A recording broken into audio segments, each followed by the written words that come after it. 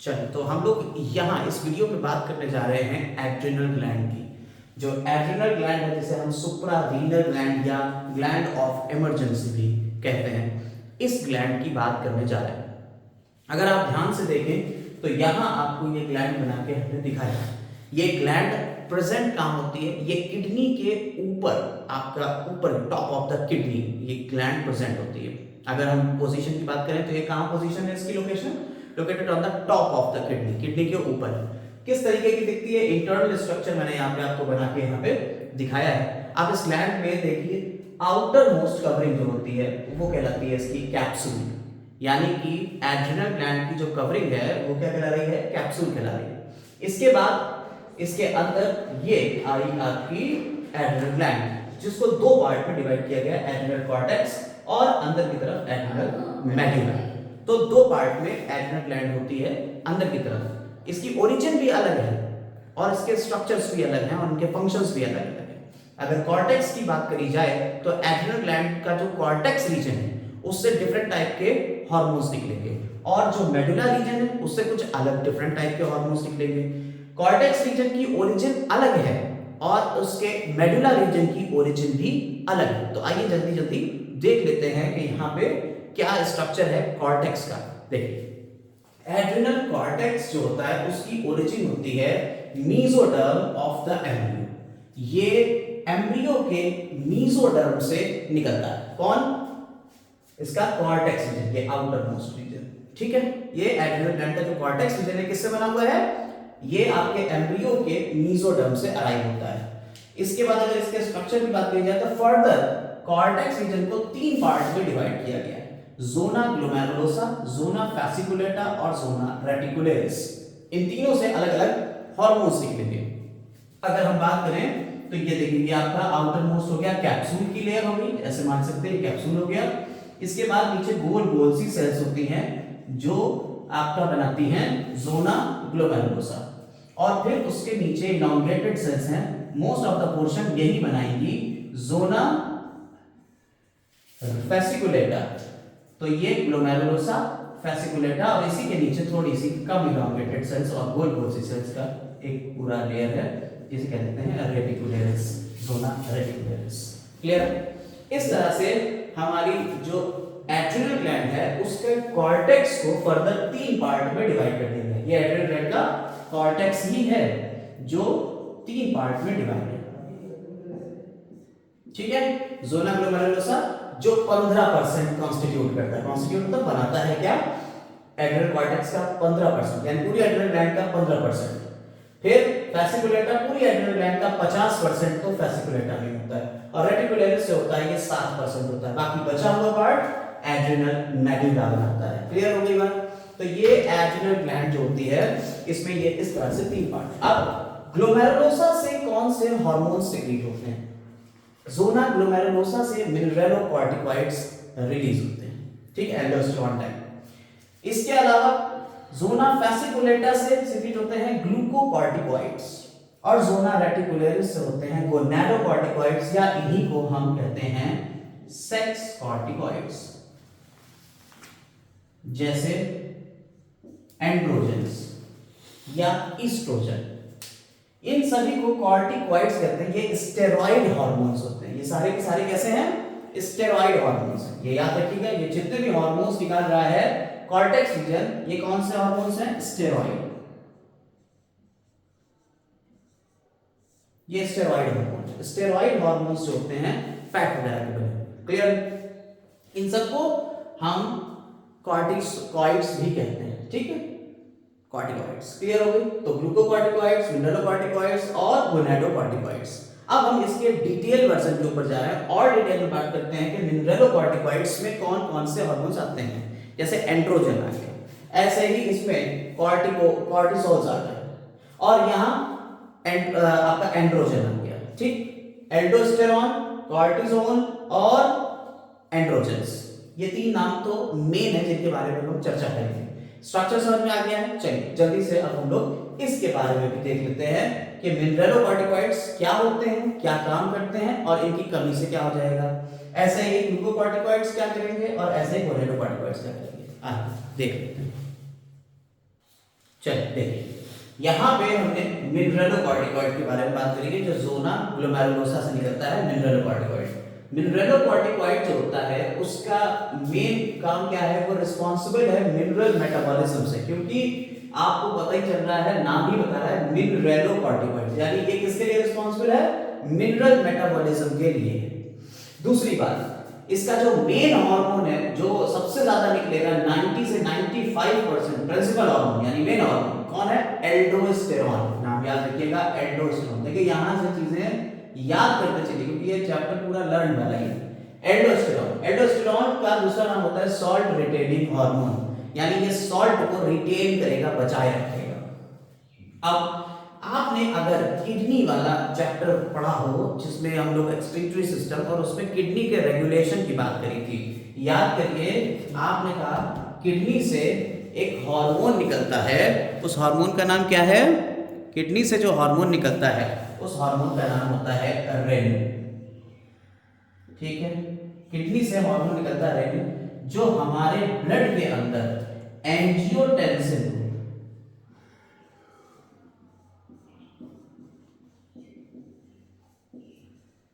पहले angiotensinogen first और फिर एंजियोटेंसिनोजन सेकंड में बदलता है। ठीक है, रेनिन एंजियोटेंसिन को एंजियोटेंसिन फर्स्ट में, ठीक है, और जो लंग्स से एक एंजाइम निकलता है लंग्स से, वो इस एंजियोटेंसिन फर्स्ट को एंजियोटेंसिन सेकंड में बदल देता है, एंजियोटेंसिन सेकंड में बदल देता है। और ये हमारे रीनल कॉर्टेक्स या एड्रिनल कॉर्टेक्स के ऊपर एक्ट करता है। किस पे एक्ट करता है, एड्रिनल कॉर्टेक्स, यानी यही जो आपकी एड्रिनल ग्लैंड है इसके कॉर्टेक्स रीजन पे एक्ट करेगा। और कौन सा हार्मोन निकलता है, एल्डोस्टेरॉन, एल्डोस्टेरॉन, यही तो हार्मोन निकल के आ गया वापस। जरा ध्यान से देखिए, रेनिन जो होता है एंजियोटेंसिनोजन को एंजियोटेंसिन फर्स्ट, एंजियोटेंसिनोजन को एंजियोटेंसिनोजन को, ये एंजियोटेंसिनोजन कौन बना है, ये एक प्रोटीन, ये इस एंजियोटेंसिनोजन को पहले रेनिन किस में कन्वर्ट कराता है, एंजियोटेंसिन फर्स्ट में होता है। और एंजियोटेंसिन फर्स्ट जो है लंग्स से कुछ एंजाइम निकलते हैं, लंग्स एंजाइम, ये लंग्स के एंजाइम जो होते हैं, लंग्स से निकले, ये लंग्स के एंजाइम एंजियोटेंसिन, ये तो पूरा हो रहेगा, सेकंड में बदल देगा। और एंजियोटेंसिन सेकंड क्या करेगा, एड्रिनल कॉर्टेक्स, एड्रिनल कॉर्टेक्स के ऊपर एक्ट करेगा। और एड्रिनल कॉर्टेक्स से क्या निकलवाएगा, एल्डोस्टेरॉन। देखो ये निकल गया, समझ भाई। तो एड्रिनल कॉर्टेक्स से मिनरलोकॉर्टिकॉइड्स जो है वो इस तरह से रिलीज होता है। क्लियर होगी बात। ये आपकी किडनी की एक फंक्शनिंग वहां बताई गई थी कि किडनी में कैसे फंक्शन होता है, हम कैसे कंट्रोल करते हैं किडनी के फंक्शंस को, तो ये वहां बताया था हमने। ठीक, चलो एल्डोस्टेरॉन अब करता क्या किडनी में, जब ये निकल आया तो ये किडनी में करेगा क्या, एड्रिनल कॉर्टेक्स से निकला है और ये जाके कहां एक्ट करेगा, किडनी पे। किडनी की जो तुम्हारा नेफ्रॉन होता है, नेफ्रॉन में प्रॉक्सिमल कॉन्वोल्यूटेड ट्यूब्यूल्स होती हैं, डिस्टल कॉन्वोल्यूटेड ट्यूब्यूल होती है। तो जो पीसीटी होती है किसके ऊपर एक्ट करेगा, पीसीटी, प्रॉक्सिमल कॉन्वोल्यूटेड ट्यूब्यूल पे। और वहां कहेगा क्या, कहेगा कि ज्यादा से ज्यादा सोडियम को क्या करो, एब्सॉर्ब करो, सोडियम एब्सॉर्प्शन बढ़ा देगा। तो ये पीसीटी में सोडियम को रीएब्सॉर्ब करता है, जिसकी वजह से ब्लड में सोडियम आयन ज्यादा हो जाएंगे। और जब सोडियम आयन ज्यादा हो जाएंगे ब्लड में, जिसकी वजह से वहां ऑस्मोटिक प्रेशर बढ़ जाएगा, कंसंट्रेशन ज्यादा हो जाएगी मिनरल्स की। और ये साथ ही साथ कहता है सोडियम तो अंदर लो और पोटेशियम आयन को एक्सक्रीट करो, पोटेशियम आयन क्या करो, बाहर निकालो, एक्सक्रीट कर दो। तो क्या हुआ, अब पीसीटी में क्या हुआ, सोडियम इन हुआ, सोडियम तो इन हुआ और पोटेशियम आउट हुआ। सोडियम और पोटेशियम का इस तरह से बैलेंस बनाया इसने, मिनरल्स हैं, दोनों मिनरल्स हैं, मिनरल्स का बैलेंस बना दिया, किसने बनाया, एल्डोस्टेरॉन ने। अब जब तुम्हारे ब्लड में आयंस ज्यादा हो जाएंगे तो कंसंट्रेशन ज्यादा है, उसको कम करने के लिए वापस अंदर की तरफ ब्लड में ऑस्मोसिस से पानी अंदर चला जाएगा। इसीलिए एल्डोस्टेरॉन को salt and water retaining hormone कहते हैं। ये सॉल्ट और वाटर को वापस से मेंटेन कर लेगा, और ये तभी निकलेगा जब तुम्हारे अंदर सॉल्ट और वाटर की कमी होने लगेगी, सोडियम आयन की कमी होने लगेगी, पानी की कमी होने लगेगी। तो उस कमी जब होने लगेगी तो यूरिया में यानी यूरिन में आपके जो मूत्र है यानी यूरिन है उसके अंदर किसका पानी की को ज्यादा ना निकाले, इसलिए ये वापस से पानी को रीअब्सॉर्ब कराने में हेल्प करेगा। आइए यही चीजें लिखी देख लेते हैं। It is secreted when sodium level is low. बताइए हमने अभी ये कहा कि ये कब निकलेगा, जब आपके अंदर सोडियम या पानी का लेवल क्या हो जाए, कम हो जाएगा। दूसरी बात, it acts on the kidney, ये किसके ऊपर एक्ट कर रहा है, किडनी के ऊपर, to cause more sodium to be return, sodium को वापस देना है, so more sodium to be return, और more potassium and more potassium to be excreted, so potassium बाहर निकल जाए, एक्सक्रीट हो जाए और सोडियम वापस आ जाए। Clear? It as the concentration of sodium ion in blood increases, जैसे जैसे सोडियम आयन की कंसंट्रेशन ब्लड में इंक्रीज करेगी, the water flows by osmosis, पानी जो है वो ऑस्मोसिस के थ्रू वापस फ्लो करेगा, so the blood volume also increase, तो ब्लड का वॉल्यूम भी बढ़ जाएगा, ब्लड में पानी बढ़ गया तो वॉल्यूम बढ़ गया। अब thus the effect of aldosterone is to increase both sodium and water in the blood। वही बातें तो लिखी हैं जो हमने अभी हिंदी में बोली, वही सारी बातें तो इंग्लिश में यहाँ लिखी हैं। तो इसका काम क्या है, ये सोडियम और पानी को ब्लड में बढ़ाएगा। कौन? एल्डोस्टेरॉन। निकलेगा कब, जब ये सोडियम और पानी ब्लड में कम हो जाएंगे तब निकलेगा, और बढ़ाएगा कब, जब ये कम होंगे तभी बढ़ा देगा। और किस तरह से बढ़ाएगा आपको समझ में आ गई, पूरी मैकेनिज्म समझ में आ गई, कोई दिक्कत नहीं। अब ये तो हो गया एड्रिनल कॉर्टेक्स के, किससे निकला था मेडलोकॉर्टिकॉइड, जोना ग्लोमेरुलोसा से, गोल गोल सेल्स थी इसलिए उसका नाम ग्लोमेरुलोसा है, ग्लोब्यूल्स लाइक। क्लियर? अब जोना रेटिकुलरिस, जोना फैसिकुलेटा, ये दो बचे। तो ग्लोमेरुलोसा तो ये निकल गया है, फैसिकुलेटा से निकलेंगे और हार्मोन, आइए उसको देख लेते हैं। चलिए, तो पीछे हमने देख लिया कि क्या, अभी जोना ग्लोमेरुलोसा से जो निकल रहा था हार्मोन मिनरलोकॉर्टिकॉइड देख लिया। अब आते हैं जोना फैसिकुलेटा से निकलने वाला हार्मोन ग्लूकोकॉर्टिकॉइड। इसके बहुत सारे काम हैं, तो थोड़ा सा ध्यान से देखिएगा, इसके काम बहुत सारे हैं और इसमें भी तीन कैटेगरी को रखा है। पहली बात तो इसका मेन काम क्या है, इट अफेक्ट्स कार्बोहाइड्रेट मेटाबॉलिज्म, ये हमारे कार्बोहाइड्रेट के मेटाबॉलिज्म को इफेक्ट करेगा, मेन काम तो ये। लेकिन दिस आल्सो अफेक्ट किसको किसको, metabolism of protein as well as fat. तो हमारी प्रोटीन और फैट के मेटाबॉलिज्म को ये कंट्रोल करेगा। कैसे करता है, आइए दो चार बातें इसकी यहाँ देख लेते हैं। पहली तो इसमें ये समझिए कि इसमें कौन कौन से, देखिए ये ब्रॉड कैटेगरी है, ग्लूकोकॉर्टिकॉइड, मिनरलोकॉर्टिकॉइड्स और गोनेडोकॉर्टिकॉइड्स, ये ब्रॉड कैटेगरी, बड़ी कैटेगरी है। इनमें से हमने क्या करा, दो चार हार्मोन हर किसी के अंदर रखे। जैसे हमने मिनरलोकॉर्टिकॉइड में मेन हार्मोन का था अभी एल्डोस्टेरॉन था, उसके अलावा और भी निकलते होंगे, हमने उसकी चर्चा नहीं करी, निकलते होंगे लेकिन उसकी चर्चा नहीं करी, सिलेबस में है नहीं। अब अगला क्या आया, ग्लूकोकॉर्टिकॉइड्स। तो इसमें भी आपके तीन मेन हार्मोन रखे हुए हैं, थ्री मेन हार्मोन। कौन कौन से, पहला हो गया कॉर्टिसोल, दूसरा हो गया कॉर्टिकोस्टेरोन और तीसरा हो गया कॉर्टिसोन। देखिए ये सोल है और ये सोन है, क्लियर है?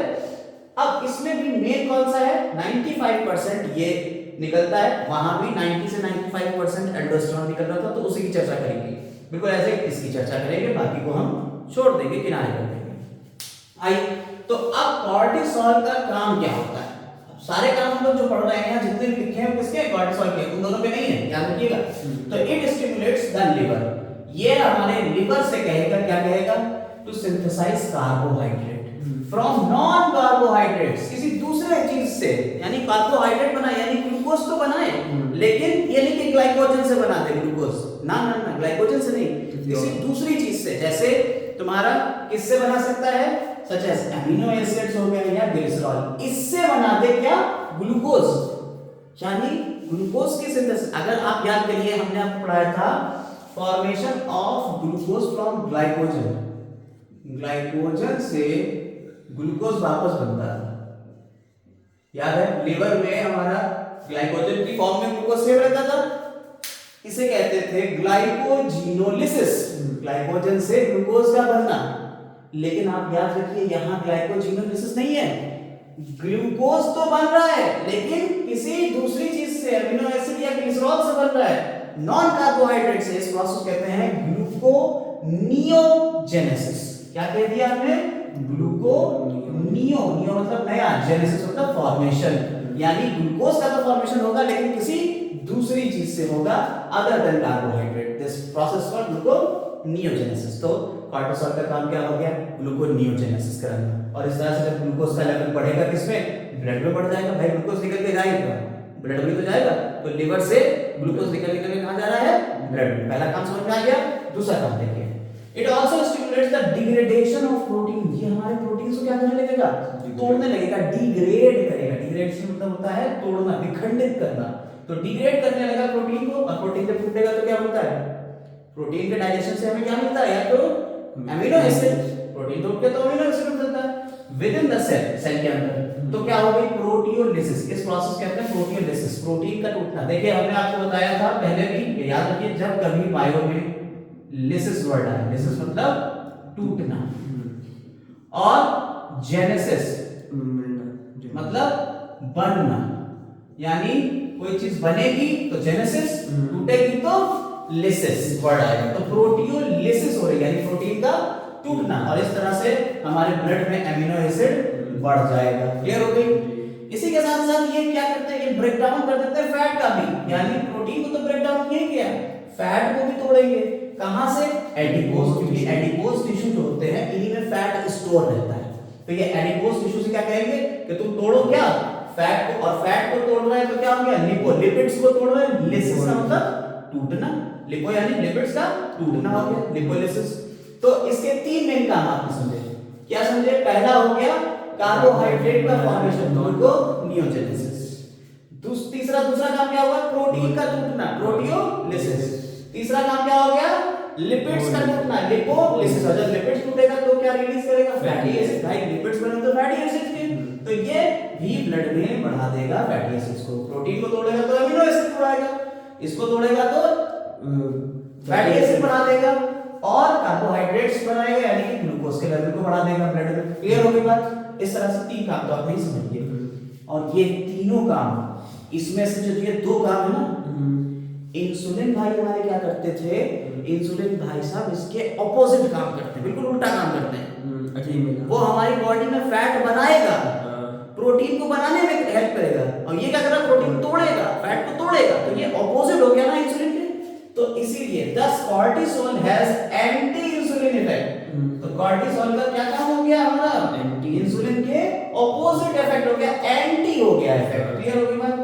इट आल्सो हेल्प, अब देखिए इसमें दो चार काम और भी। It also help in reducing pain, हमारे पेन में को कम करने में हेल्प करेगा।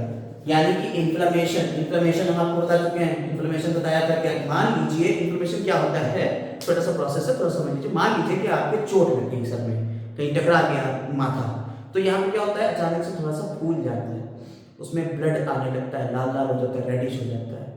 तो जब ब्लड भरने लगेगा, ये फूलेगा, गरम गरम यहाँ लगने लगेगा, ये सारे प्रोसेस इकट्ठा हो, क्या कहते हैं? इन्फ्लेमेशन हो गया। और उस इन्फ्लेमेशन को कम कौन करेगा? एंटी इन्फ्लेमेटरी रिएक्शन करेगा कौन? कॉर्टिसोल एंटी इन्फ्लेमेटरी रिएक्शन करता है। कैसे कैसे करता है? इट रिटार्ड्स, ये क्या करेगा? रिटार्ड करेगा फैगोसाइटोसिस। फैगोसाइटोसिस का भक्षण, किसका? आरबीसीज जो होती है हमारी, डब्ल्यूबीसी आरबीसी होती है, इसमें डब्ल्यूबीसी जो है वो भक्षण करती है। ये भक्षण करते हैं, किसी भी चीज को खा जाते हैं, फैगोसाइटोसिस कहते हैं इसे। बैक्टीरिया वगैरह को खा जाना क्या कहलाता है? फैगोसाइटोसिस। तो जो फैगोसाइटोसिस है ये भी कम करेगा, दस सप्रेस इन्फ्लेमेशन, और इस तरह से हम इन्फ्लेमेशन को कम करेंगे। दूसरा एक और काम है इन्फ्लेमेशन को कम करने के लिए, हमारी जो मास्ट सेल्स होती हैं हमारे बॉडी के अंदर, टिश्यूज हैं, टिश्यूज के अंदर मास्ट सेल्स होती हैं, उनसे जब सिक्रीट होता है हिस्टामिन, तो ये भी क्या करता है? वेसोडाइलेशन करता है। हिस्टामिन का काम होता है वेसोडाइलेशन, यानी वेसल्स को डायलेट कर देगा। इन्फ्लेमेशन में ही जब भाई यहाँ पे चोट लगी तो क्या होगा? ब्लड बहने लगेगा, तो वेसल्स डायलेट होगी, चौड़ी होगी, तभी तो ब्लड यहाँ आएगा। उसको भी क्या करेगा? रिड्यूस करेगा हिस्टामिन के सिक्रीशन को। तीसरा क्या होता है?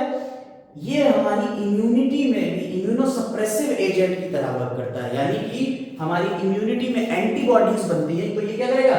हमारे अंदर एंटीबॉडीज को प्रोडक्शन कम कर देगा, जिससे क्या होगा? जब हम कभी ऑर्गन ट्रांसप्लांट करते हैं, ऑर्गन ट्रांसप्लांट क्या होता है?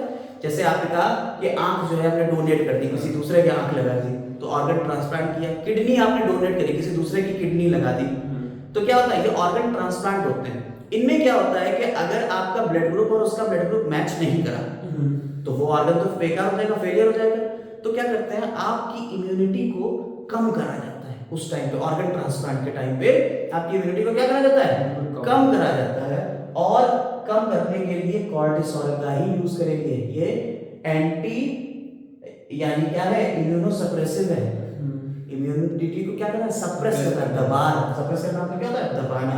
और इस तरह से ये एंटीबॉडीज के प्रोडक्शन को रोक देगा और आप आराम से ऑर्गन का ट्रांसप्लांटेशन कर सकते हैं। तो ये सारे काम आपके किसके थे, कॉर्टिसोल के थे, जो ग्लूकोकॉर्टिकॉइड्स के अंडर आता है।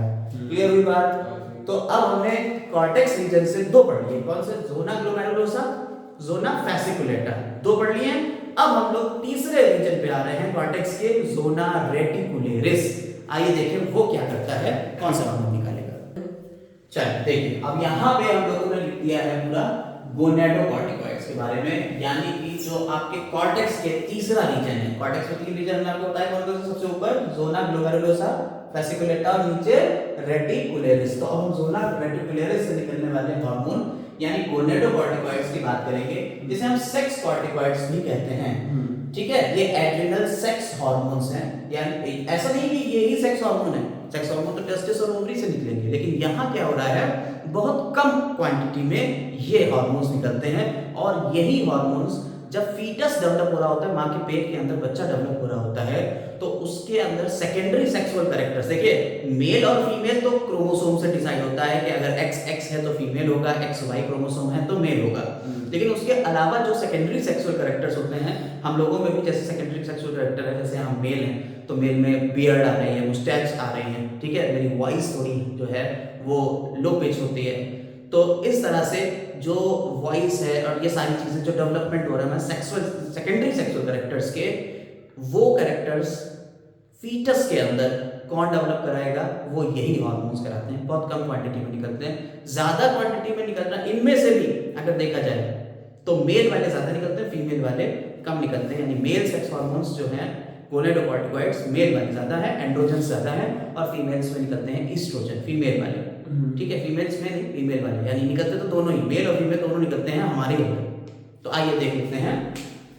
इन males sex corticoids are called androgens. Males में सेक्स कॉर्टिकॉइड्स को क्या कहते हैं हम, एंड्रोजन्स कहते हैं, which is important in the development of male foetus. यानी कि जो मेल के अंदर जो मेल फीटस डेवलप हो रहा है, बच्चा जो डेवलप हो रहा है मां के पेट के अंदर, उसे फीटस कहते हैं। उसमें मेल सेकेंडरी सेक्सुअल कैरेक्टर्स जैसे कि तुम्हारे हो गए डिस्ट्रीब्यूशन ऑफ बॉडी हेयर्स, ये डेवलप कराएगा कौन, एंड्रोजन। ठीक, और ये भी स्टेरॉइड हार्मोन है, याद रखिएगा, ये भी स्टेरॉइड हार्मोन।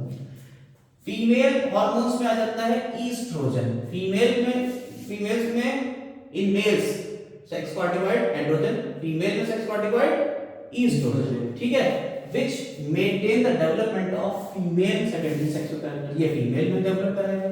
तो मेल्स के अंदर मेल निकलेगा, फीमेल के अंदर फीमेल वाला निकलेगा। क्लियर है? अब अगर बात करी जाए इसके डिसऑर्डर्स की, फीमेल सेकेंडरी सेक्सुअल कैरेक्टर यानी डेवलपमेंट ऑफ ब्रेस्ट वगैरह, ये सेकेंडरी सेक्सुअल कैरेक्टर होगा। अब अगर इसके डिसऑर्डर्स की बात करी जाए, इन्हीं दोनों में अगर डिसऑर्डर्स होता है, जैसे एड्रिनल वेरिनिज्म एक डिजीज हो जाएगी। डिजीज क्या है, एक डिसऑर्डर है। डिजीज तो मतलब बहुत सारी बीमारी है, लेकिन ये डिसऑर्डर है, यानी कि हार्मोन्स का डिस्टरबेंस है, कुछ बैलेंस नहीं सही हो पाएगा। इसमें क्या होता है, appearance of male character in female, यानी कि लड़की है उसके अंदर लड़कों वाले कैरेक्टर्स दिखने लगे। ठीक, ऐसा क्यों होगा, क्योंकि उसकी एड्रिनल जो ग्लैंड है उसमें ये एंड्रोजन ज्यादा निकलेगा। फीमेल के अंदर एंड्रोजन निकलने लगे ज्यादा, तो उसके अंदर मेल डेवलप हो जाएगा कैरेक्टर।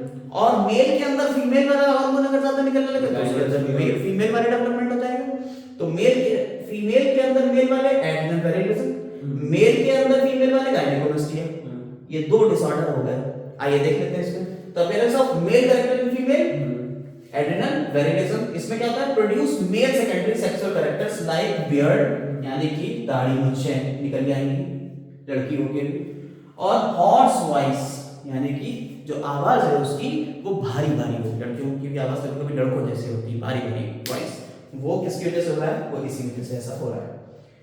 इसके बाद आता है गायनेकोमास्टिया। गायनेकोमास्टिया क्या होता है, मेल्स के अंदर फीमेल कैरेक्टर आ जाए, यानी कि मेल्स के अंदर फीमेल कैरेक्टर आ जाए, वो क्यों होगा? ईस्ट्रोजन ज्यादा निकल रहा है मेल में। इसमें क्या हो जाता है? Development of enlarge mammary glands. Mammary glands यानी ब्रेस्ट का इनलार्जमेंट हो जाएगा मेल्स में। इसे कह देते हैं गायनेकोमेस्टिया। ये डिसऑर्डर्स हो गए। अभी कुछ और डिसऑर्डर्स बचे हुए हैं, जैसे एडिसन्स डिजीज है, अभी हम उसके बारे में भी डिस्कशन करने जा रहे हैं। तो फिलहाल हमने कॉर्टेक्स के हार्मोन सारे पढ़ लिए, और कॉर्टेक्स से हार्मोन से अभी हम देखने वाले हैं डिजीज ऑफ कौन सी होती है। तो एक तो ये हो गया डिसऑर्डर, दो तो ये पढ़ा दिया। एक और डिसऑर्डर पढ़ाने जा रहे हैं हम, एडिसन्स डिजीज। आइए उसको भी देख लें।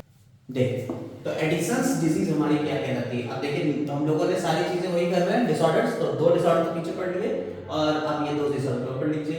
Edison's disease, hyposecretion of mineralocorticoids and glucocorticoids, यानी ग्लूकोकॉर्टिकॉइड्स और मिनरलोकॉर्टिकॉइड्स का क्या हो गया? अंडर सिक्रीशन है, कम हो गया। और जब सिक्रीशन कम होता है तो उनके काम भी कम हो जाएंगे। तो क्या क्या आ जाएगा? जैसे लो ब्लड शुगर, भाई वहां पे ब्लड में शुगर का लेवल बढ़ा रहा था मिनरलोकॉर्टिकॉइड्स, और ग्लूकोकॉर्टिकॉइड्स जो है, ग्लूकोकॉर्टिकॉइड्स यही तो काम कर रहा था, कॉर्टिसोल का काम यही तो था, ब्लड शुगर के लेवल को बढ़ाना। ब्लड के प्लाज्मा लेवल को रीअब्जॉर्प्शन ऑफ सोडियम आयन था, वहां क्या हो रहा है? जब ये कम निकलेगा तो लो प्लाज्मा लेवल हो जाएगा, high sodium ion, high potassium, ये पोटेशियम को एक्सक्रीट करा रहा था, बाहर निकाल रहा था। लेकिन जब ये कम निकलने लगा तो क्या होगा? तब ये पोटेशियम आयन को एब्जॉर्ब करने लगेगा, तो हाई पोटेशियम आयन प्लाज्मा आ जाएगा। इंक्रीज्ड यूरिनरी सोडियम आयन, और सोडियम आयन यूरिन में ज्यादा निकलने लगेगा। नॉजिया, जी मचना में कहते हैं नॉजिया, वोमिटिंग और डायरिया। इसके अलावा ब्रॉन्ज कलर, ब्रॉन्ज मतलब मेडल होता है ना, ब्रॉन्ज मेडल, उस कलर का हो जाएगा स्किन पिगमेंटेशन। स्किन का पिगमेंटेशन यानी आपकी जो स्किन का कलर है कैसा हो जाएगा? ब्रॉन्ज में, उसमें थोड़े थोड़े धब्बे आ जाएंगे, ब्रॉन्ज से पिगमेंट आ जाएगा। कुशिंग सिंड्रोम, इसे क्या कहते हैं? एडिसन्स डिजीज कहते हैं। ये डिजीज क्या कहलाई आपकी? Edison's disease. अब आती है कुशिंग सिंड्रोम। कुशिंग सिंड्रोम क्या होता है? Hyper secretion of cortisol, hyper secretion ज्यादा निकलने लगा। और ऐसा इसलिए भी हो सकता है कि अगर आपकी एड्रिनल ग्लैंड में ट्यूमर हो जाए, ठीक है, तो अगर ट्यूमर हो रहा है तो भी ऐसा हो जाएगा कि ज्यादा निकलने लगेगा। कॉर्टिसोल है क्या? एक तरीके का मिनरलोकॉर्टिकॉइड्स ही तो है। तो जो वहां कम हो रहा था वो यहाँ ज्यादा हो जाएगा, हाई ब्लड शुगर हो जाएगा, appearance of sugar in urine, तो अब इतनी शुगर बनने लगी कि यूरिन तक में आने लगी। Rise in plasma potassium ion, potassium ion जो है वो प्लाज्मा में बढ़ने लगेंगे ब्लड में। Fall in plasma sodium ion, sodium ion बढ़ने लगेंगे, पोटेशियम आयन कम होने लगेंगे। हाई बीपी हो जाएगा, राइज इन ब्लड वॉल्यूम, और ब्लड का वॉल्यूम बढ़ने लगेगा, पानी रीअब्सॉर्ब करने लगेगा, ब्लड का वॉल्यूम बढ़ने लगेगा। ओबेसिटी हो जाएगी, मोटापा सा आने लगेगा। और वास्टिंग हो जाएगी, चौड़ाई बढ़ेगी किसकी? मसल्स ऑफ थाई, आपकी थाई की, और पेल्विक अंश मेखला और श्रोणि मेखला यानी पेल्विक और पेक्टोरल गर्डल की जो चौड़ाई है वो बढ़ जाएगी। तो ये सारी चीजें तो हमने पढ़ी एड्रिनल कॉर्टेक्स की। अब हम लोग पहुंचने वाले हैं एड्रिनल मेडुला के ऊपर। तो मेडुला में क्या क्या हो जाता है, आइए उसको भी देख लेते हैं। चलो देखिए, यहां जो हम लोग बात करने जा रहे हैं एड्रिनल मेडुला की, तो मेडुला होता क्या है? वो तो हमने आपको बता दिया कि एड्रिनल ग्लैंड दो पार्ट में डिवाइड थी, कॉर्टेक्स और मेडुला। तो जो मेडुला है, कॉर्टेक्स के बारे में तो बता दिया कि वो एक्टोडर्म से बना हुआ था। ये किससे बना हुआ है? ये neuro ectoderm of the embryo. इसका डेवलपमेंट किससे हुआ है? Neuro ectoderm of embryo. ये याद रखने वाला पॉइंट है कि ये एम्ब्रियो की न्यूरो एक्टोडर्म यानी न्यूरॉन्स वाले पार्ट से ये डेवलप हुआ है, ठीक है। और उसमें भी आपने देखिए, यहां पे हम बता देते हैं, ऑटोनॉमिक नर्वस सिस्टम होता है आपके पास। जो नर्वस सिस्टम होता है दो तरीके का, सीएनएस और पीएनएस, सेंट्रल नर्वस सिस्टम और पेरिफेरल नर्वस सिस्टम। पीएनएस जो होता है वो फर्दर दो पार्ट में डिवाइड होता है, सोमैटिक और ऑटोनॉमिक। सोमैटिक वो होता है जो हमारी इच्छा से चलता है, यानी कि वॉलंटरी होता है। ऑटोनॉमिक नर्वस सिस्टम वो होता है जो इनवॉलंटरी होता है, जैसे कि हमारे सांस लेना हो गया, डाइजेशन हो गया, पलके झपकाना हो गया। ये सारी चीजें जो इनवॉलंटरी हमारी इच्छा से नहीं चलती लेकिन हमारे अंदर ही चल रही है, तो उनको हम ऑटोनॉमिक नर्वस सिस्टम में रखते हैं। अब ऑटोनॉमिक सिस्टम को भी हम दो पार्ट में बांट देते हैं, सिंपैथेटिक और पैरासिम्पैथेटिक। हिंदी में कहते हैं अनुकंपी और परानुकंपी। सिंपैथेटिक नर्वस सिस्टम जो होता है ये तब एक्टिवेट होता है उन इंटरनल ऑर्गन्स की क्रियाशीलता को बढ़ाते हैं जिनका हमारी जागृत अवस्था यानी जो हम जग रहे होंगे और कार्य के समय अधिक सक्रिय होना आवश्यक होता है। जैसे हम अभी जग रहे हैं और जगते टाइम हमें क्या करना है, हमें सांस लेना है तेजी से, हमें पलके झपकाना है। सोते टाइम क्या हम पलके झपकाते हैं? हम तो आराम से सो रहे होते हैं, पलके थोड़ी झपकाते हैं। तो ये हमारे काम करना है डाइजेशन। जगते समय हमारा डाइजेशन तेज होगा, सोते समय थोड़ा धीमे चलेगा, है ना। और मेटाबॉलिक रेट, जो मेटाबॉलिज्म चल रही होगी अंदर, इनवॉलेंट्री ही तो है सारी चीजें, तो वो सिंपैथेटिक नर्वस सिस्टम कंट्रोल करेगा। जबकि अगर हम सोए हुए होंगे या आराम कर रहे होंगे, उस टाइम पे जो इंटरनल ऑर्गन्स की क्रियाशीलता को देखा जाएगा, यानी मैकेनिज्म को देखा जाएगा, वो सिंपैथेटिक नर्वस सिस्टम करेगा। यानी कि नर्वस सिस्टम के ही अंदर ये दो पार्ट आ रहे हैं, सिंपैथेटिक और पैरासिम्पैथेटिक। अब इसमें आप समझ लीजिए, लिख लीजिए इसको लिख लीजिएगा। हम 1 मिनट का तो टाइम दे रहे हैं, जरा सा इसको लिख लीजिएगा। अब इसको हम यहां हटा रहे हैं, पॉज करके लिख लीजिएगा। अब इसको हम बता रहे हैं सिंपैथेटिक और पैरासिम्पैथेटिक दोनों ही जो सिस्टम है, इनमें होता क्या है, आपके गैंग्लिया होते हैं, नर्व न्यूरॉन्स जो होते हैं उसमें गैंग्लिया होते हैं, ग्रुप बना दिया न्यूरॉन्स ने। न्यूरॉन्स की जो सेल बॉडीज है उन्होंने जो ग्रुप बनाया, उन्होंने क्या कर दिया, गैंग्लिया। तो प्री गैंग्लियोनिक नर्व फाइबर होंगे, प्री गैंग्लियोनिक और पोस्ट गैंग्लियोनिक, ठीक है। ये सोमैटिक नर्वस सिस्टम में ही प्री और पोस्ट गैंग्लियोनिक नर्व फाइबर्स होते हैं। और ये दोनों के दोनों कैसे, मोटर नर्व फाइबर है। मोटर यानी कि ये सिग्नल ले जाएंगे काम कराने का। और जो पोस्ट गैंग्लियोनिक नर्व फाइबर होते हैं, ये ऑर्गन्स के अंदर जाते हैं और इनके नर्व एंडिंग्स जो होती है ऑर्गन्स के अंदर चली गई। मान लीजिए लिवर के अंदर चली गई, किडनी के अंदर चली गई, नर्व एंडिंग न्यूरॉन, और ये एंडिंग्स चली गई उसके अंदर, और उसके अंदर इसकी एंडिंग से क्या निकलता है, नॉर एपिनेफ्राइन निकलता है, नॉर एपिनेफ्राइन। और वो उसके ये एक तरह का न्यूरोट्रांसमीटर है, पोस्ट गैंग्लियोनिक, ठीक, ये एक तरीके का न्यूरोट्रांसमीटर है। ये उसमें जाके क्या करेगा, उस ऑर्गन को एक्टिवेट कर देगा। देखिए थोड़ा सा लीक से हट गए, हमने आपको नर्वस सिस्टम का थोड़ा सा पार्ट बताया, क्यों बताया अभी बताने वाले हैं। ये पोस्ट गैंग्लियोनिक नर्व फाइबर करते हैं। प्री गैंग्लियोनिक नर्व फाइबर्स जो होते हैं, यहां पे इनका काम होता है प्री गैंग्लियोनिक नर्व फाइबर का एड्रिनल ग्लैंड। आपकी एड्रिनल ग्लैंड को जो सिग्नल देंगे वो कौन होंगे, प्री गैंग्लियोनिक नर्व फाइबर, जो आपकी एड्रिनल ग्लैंड को सिग्नल्स देंगे। और एड्रिनल ग्लैंड में वो सिग्नल्स कैसे देंगे, एड्रिनल ग्लैंड के अंदर आपका वही जो न्यूरोट्रांसमीटर तैयार करो, कौन, एसिटिलकोलिन, ये एसिटिलकोलिन निकालेंगे। तब एड्रिनल ग्लैंड की जो सेल्स होगी वो दो तरीके के हार्मोन्स बनाएंगी। और एड्रिनल ग्लैंड में किसको देंगे ये सिग्नल, एड्रिनल मेडुला। और मेडुला से दो हार्मोन्स निकलते हैं, एपिनेफ्राइन एंड नॉर एपिनेफ्राइन, यानी एड्रिनलिन और नॉर एड्रिनलिन, ये दो हार्मोन्स निकलेंगे। अब ये बताएं कि हार्मोन बनते कैसे हैं, इन्हें कैटेकोलामाइंस कहते क्यों हैं। लेकिन थोड़ा सा आप सब्र करिए, पहले इसके स्ट्रक्चर को समझिए कि स्ट्रक्चर है क्या। जो इसका स्ट्रक्चर होता है, it consist of rounded group of relatively large and granular cells. Rounded है, बड़ी बड़ी है, ग्रैन्युलर दानेदार cells. These cells are modified post ganglionic cells। देखिए आ गया, ये कौन सी सेल्स हैं, मॉडिफाइड हैं पोस्ट गैंग्लियोनिक सेल्स। यानी मेडुला का जो पार्ट है उसके अंदर जो सेल्स हैं वो क्या हैं, मॉडिफाइड पोस्ट गैंग्लियोनिक सेल्स हैं, जिसके अंदर कोई नर्व फाइबर्स नहीं, न्यूरॉन्स नहीं है। और ये मॉडिफाई हो गई है, क्यों, क्योंकि ये एज अ ग्लैंड वर्क कर रही है। अब ये न्यूरॉन नहीं रही, अब ये किसकी तरह वर्क कर रही है, ग्लैंड की तरह। इसीलिए न्यूरो एक्टोडर्म से बना है। समझ में आई बात या नहीं। एड्रिनल मेडुला जो होता है उसके अंदर जो सेल्स हैं वो कौन सी सेल्स हैं, पोस्ट गैंग्लियोनिक सेल्स हैं। These are also part of sympathetic nervous system. Clear है, पोस्ट गैंग्लियोनिक सेल्स हैं।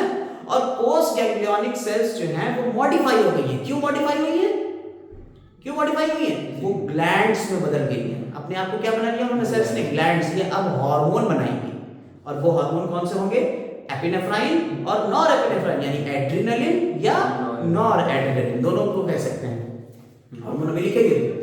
तो ये हो गई system which have lost normal processes. इनके अंदर जो नॉर्मल न्यूरॉन के अंदर ये प्रोसेस होते हैं, ये खत्म हो गए, इन्होंने लॉस्ट कर दिए, खो गए, अभी गोल हो गए।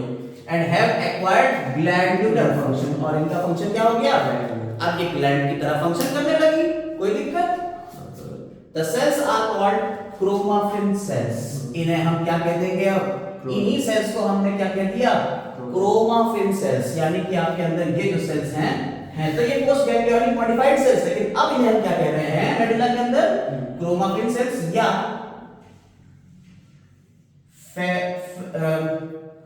फियोक्रोमोसाइट्स। क्या कहते हैं? फियोक्रोमोसाइट्स। क्लियर हो गई?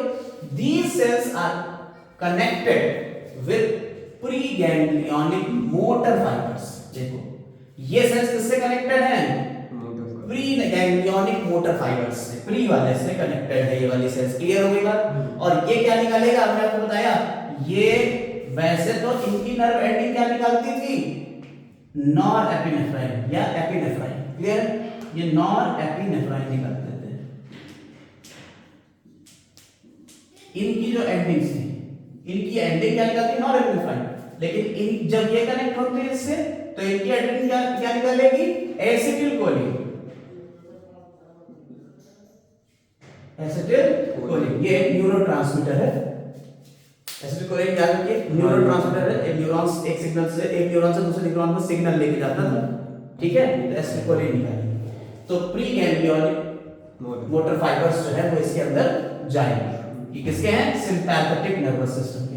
इसका मतलब आप समझे, सिंपैथेटिक नर्वस सिस्टम में भी नॉर एपिनेफ्राइन निकल रहा है और एड्रिनल ग्लैंड भी नॉर एपिनेफ्राइन निकल रही है। तो ये दोनों मिलके काम करते हैं। सिंपैथेटिक नर्वस सिस्टम और एड्रिनल का मेडुला मिलके काम करते हैं, एक साथ मिलके काम करते हैं। और इसलिए हम जो सिस्टम की बात करते हैं together as sympathetico adrenal system. Clear हुई बात या नहीं? समझ में आ गई है नहीं? सिंपैथेटिको एड्रिनल सिस्टम कह रहे हैं हम इस पूरे सिस्टम को। क्लियर हो गया? अब हम लोग बात करेंगे इससे कौन से हार्मोन निकलते हैं, उसके फंक्शन क्या होते हैं। डिसऑर्डर तो इसमें है ही नहीं। ठीक है? एड्रिनल मेडुला का कोई डिसऑर्डर नहीं है, क्योंकि भैया एक बात समझ लो, अगर सिंपैथेटिक नर्वस सिस्टम काम नहीं करेगा तो एड्रिनल मेडुला उसे संभाल लेगा। अगर एड्रिनल मेडुला काम नहीं कर रहा है तो सिंपैथेटिक नर्वस सिस्टम उसे संभाल लेगा। दोनों मिलके काम कर रहे हैं, दोनों का काम एक ही है, बेसल मेटाबॉलिक रेट बनाना और ये सारे काम। अभी हम लोग कामों को भी देख लेते हैं जल्दी से। चल आइए जरा सबसे पहले हम लोग देखिए hormones of adrenal medulla. Medulla से निकलने वाले दो हार्मोन हैं, नॉर एपिनेफ्राइन और एपिनेफ्राइन। इसे हम adrenaline, nor adrenaline, nor epinephrine या नॉर एड्रिनलिन और एपिनेफ्राइन या एड्रिनलिन हम ये कहेंगे। लेकिन कैसे बनते हैं आइए इसको देख लेते हैं। आपके पास एक एमिनो एसिड होता है टायरोसिन, जिसका स्ट्रक्चर यहाँ बना हुआ है। देखिए ये एक OH लगा हुआ है और ये एक 6 कार्बन रिंग है, CH2 CH NH2 और ये COOH। इसमें सबसे पहले डी कार्बोक्सिलेशन हुआ, ये वाला ग्रुप हटा दिया गया और हाइड्रोक्सिलेशन हुआ, एक हाइड्रोक्सिल ऑयल OH यहाँ पे जोड़ दिया गया। ये देखिए और बन गया क्या आपका? डोपामीन। ठीक है? ये भी एक न्यूरोट्रांसमीटर होता है डोपामीन, याद रखिएगा। तो डोपामीन बन गया। अब इस डोपामीन में फिर हाइड्रोक्सिलेशन हुआ। देखिए एक OH यहाँ पे नहीं था, यहाँ आके एक OH जुड़ गया हाइड्रोक्सिलेशन के बाद। इसको हमने कहते हैं नॉर एपिनेफ्राइन। और इसमें जब मिथाइलेशन हुआ NH2 के बाद यहाँ देखिए NHCH3 लग गया, मिथाइलेशन हो गया तो आपका एपिनेफ्राइन हार्मोन बन गया। अब अगर इन सब में एपिनेफ्राइन और नॉन एपिनेफ्राइन हमारे मेन यही हार्मोन है, इसके अलावा तो यानी यही बनता है हमारी एड्रिनल ग्लैंड से। ठीक है? 20% के करीब ये बनता है, 20% के करीब ये बनता है, फिर ये बन जाता है पूरा। ठीक? तो इस तरह से ये सारे हार्मोन जो बनते हैं, इन हार्मोन्स की बात करी जाए तो ये 20% हो गया। ठीक है? और ये बाकी हो गया 80%। तो मेन हार्मोन तो एपिनेफ्राइन, नॉन एपिनेफ्राइन भी निकलता है। इन दोनों में अगर देखें कॉमन चीज क्या है, ये 6 carbon ring OH OH, 6 carbon ring double OH, तो 6 carbon ring with 2 OH group. इस रिंग को कहते हैं कैटिकॉल रिंग। इस रिंग को क्या कहते हैं? कैटिकॉल रिंग कहते हैं। That's why these two hormones are also called catecholamines. क्या कहते हैं इसे? कैटिकोलामाइंस भी कहते हैं। क्लियर है? तो डबल कार्बन, ये 6 carbon ring with double OH is called catechol ring. That's why they are also called catecholamines. Clear हो गई? तो नॉरएपिनेफ्राइन और एपिनेफ्राइन को मिलाकर क्या कहते हैं? कैटेकोलामाइंस कहते हैं। आइए इनके फंक्शंस के बारे में जल्दी से देख लेते हैं और इस वीडियो को यहीं खत्म करते हैं। देखिए अब हम लोग जो यहाँ बात करने जा रहे हैं वो एपिनेफ्राइन की है। ये क्या कर रहा है? It regulates BP. ये हमारा क्या रेगुलेट कर रहा है? Blood pressure under normal condition. हमारी नॉर्मल कंडीशन में ये ब्लड प्रेशर को रेगुलेट करेगा। कौन? नॉरएपिनेफ्राइन। देखिए पहले नॉरएपिनेफ्राइन के बारे में बात कर रहे हैं, ठीक है। और नॉर्मल कंडीशन में हमारे ब्लड को यही संभालेगा। और क्या करना है? It causes constrictions. ये कॉन्स्ट्रिक्ट करेगा यानी सिकोड़ेगा किसको? The essential all blood vessels of the body. जो हमारी बॉडी के अंदर जितने ब्लड वेसल्स हैं उनको सबको क्या करेगा? सिकोड़े रखेगा, पतला रखेगा। It causes increase activity of the heart और इनहिबिशंस ऑफ जीआईटी। ये हार्ट की एक्टिविटी को तो इंक्रीज करेगा और गैस्ट्रो इंटेस्टाइनल ट्रैक्ट यानी कि हमारा एलिमेंट्री कैनाल जो है उसकी एक्टिविटीज को क्या करेगा? इनहिबिट करेगा। ठीक है, समझ में आई बात करने? और साथ ही साथ ये डायलेट करेगा प्यूपिल ऑफ द आई। आंखों में जो प्यूपिल होती है उसको डायलेट कर देगा। क्लियर हो गई? ये तो थे नॉरएपिनेफ्राइन के काम। एपिनेफ्राइन के काम बिल्कुल वैसे ही होते हैं जो कि इसके, लेकिन ये at the time of emergency निकलेगी, यानी कि जब कभी हमें अति आवश्यक होगा, फाइट फ्लाइट और फ्राइट के समय, यानी भय लगे, फाइट की कंडीशन हो, फ्लाइट की कंडीशन हो, तो उस कंडीशन में ये निकलेगा। इसीलिए इसे इमरजेंसी हार्मोन भी बोलते हैं। क्लियर? लेकिन इसके और इसके अंदर तीन मेन डिफरेंस है। ये तीन डिफरेंस लिखे हुए हैं, अंतर लिखे हुए हैं इसके और इसके बीच में। क्या है? Epinephrine has greater effect on cardiac activity. ये हमारे, ये भी देखिए दिल के ऊपर असर कर रहा है, ये भी दिल के ऊपर असर कर रहा है, लेकिन इसका एपिनेफ्राइन का ज्यादा इफेक्ट होगा cardiac activity and then norepinephrine से। क्लियर है? तो यानी कि एपिनेफ्राइन हमारे हार्ट के ऊपर ज्यादा असर करेगा, किसके रिस्पेक्ट में? नॉरएपिनेफ्राइन के। ठीक। दूसरा क्या है? इट कॉजेस, यानी epinephrine causes only weak constrictions of blood vessels. ये ब्लड वेसल्स को कॉन्स्ट्रिक्ट कर रहा है, ये ज्यादा कर रहा है, ये वाला ज्यादा कर रहा है और एपिनेफ्राइन कम कर रहा है। क्लियर हो गई? समझ में आई? तीसरा इन दोनों के बीच डिफरेंस क्या है? बिटवीन इन दोनों के बीच, बिटवीन एपिनेफ्राइन और नॉरएपिनेफ्राइन क्या होता है? Related to the effect of tissue metabolism. Effect on tissue metabolism, यानी अब इनका इफेक्ट क्या पड़ रहा है? किसी टिश्यू की मेटाबॉलिज्म में इनका क्या इफेक्ट होता है? तो एपिनेफ्राइन जो है वो probably has several times as great metabolic effect, यानी कि बहुत गुना, कई टाइम्स ज्यादा इफेक्ट होता है किसका? एपिनेफ्राइन का नॉरएपिनेफ्राइन के रिस्पेक्ट में। यानी ये एपिनेफ्राइन ज्यादा मेटाबॉलिज्म कराएगा टिश्यू से, किसके रिस्पेक्ट में? नॉरएपिनेफ्राइन के रिस्पेक्ट में। क्लियर हो गया? ये तीन डिफरेंसेस दिए हुए हैं, 1 2 3, ये क्या है? डिफरेंसेस है। तो ये डिफर है एपिनेफ्राइन नॉरएपिनेफ्राइन। बाकी सारे फंक्शंस लगभग सेम है। आप सुनिए, यहीं पे हम लोग बात कर लेते हैं कि अब हमारी ये वीडियो खत्म हो रही है, तो क्या करना है आपको? आपका काम क्या है? लाइक, शेयर, सब्सक्राइब, और जो नहीं समझ में आ रहा है वो क्या करेंगे? कमेंट करेंगे, और कोशिश करिए ज़्यादा से ज़्यादा लोगों तक ये वीडियो पहुंचे और आपको और हमें दोनों को फायदा हो। अगली वीडियोस के लिए मिलेंगे इसी चैनल पे। Stay tuned. Have a nice day.